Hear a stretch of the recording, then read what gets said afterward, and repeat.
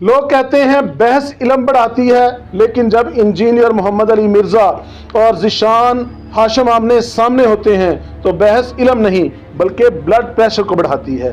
آج ہم ان کی کسی ریت کے بغیر چیر پھاڑ کریں گے۔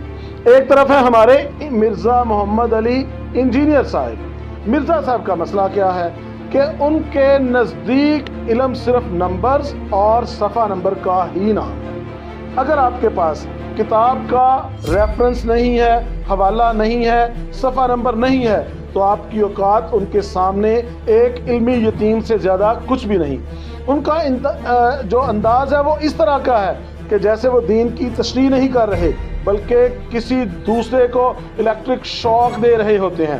بھائی اگر کوئی آپ سے اختلاف کر لے تو وہ باطل تو نہیں ہو جاتا، لیکن مرزا صاحب کی ٹریجڈی کیا ہے، ان کی ڈکشنری کے اندر صرف 2 ہی لفظ ہیں، یا تو آپ تحقیقی ہیں یا پھر آپ بزرگوں کے پجاری ہیں۔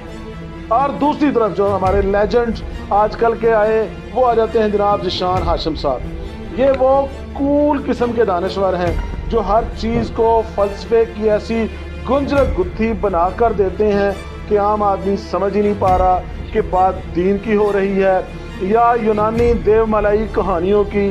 ذیشان بھائی کا مسئلہ کیا ہے؟ ذیشان بھائی کا مسئلہ یہ ہے کہ وہ مرزا صاحب کو منطق سے ہرانا چاہتے ہیں۔ اب دوسری طرف مرزا صاحب کا مسئلہ کیا ہے؟ مرزا صاحب کا یہ ہے کہ وہ والیوم کو ہراتے ہیں۔ ذیشان صاحب آپ کی لبرل منطق اس وقت فیل ہو جاتی ہے جب سامنے والا آپ کو کتاب دکھا کر کہے کہ پہلے یہ پڑھ کر آؤ۔ حقیقت یہ ہے، یہ پوڈ کاسٹ علم کی تلاش میں بالکل بھی نہیں، یہ علم کی جنگ نہیں تھی، یہ انا کی جنگ تھی۔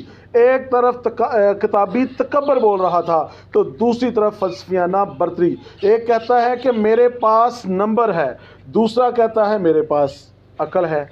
پبلک بیچاری یہ سوچ رہی ہے کہ بھائی سچ کیا ہے، سچ کہاں ہے، سچ کس چیز کا نام ہے؟ سچ دراصل ان دونوں کے درمیان بالکل کہیں قبر کے اندر زندہ ہی دفن ہو چکا ہے، کیونکہ دونوں کو سچ سے زیادہ اپنی عزت عزیز ہے۔ تو اگلی بار جب آپ ان دونوں کو سنیں تو آپ اپنے پاس کتابیں نہ رکھیں، اپنے پاس منطق نہ رکھیں، بلکہ بلڈ پریشر کی اور درد کی گولیاں رکھیں، کیونکہ ان لوگوں کا مقصد مقابلہ کر کے دین کی تشریح کرنا نہیں ہے، ایک دوسرے کو ذلیل کرنا اور ایک دوسرے کو ہرانا زیادہ مقصد ہوتا ہے۔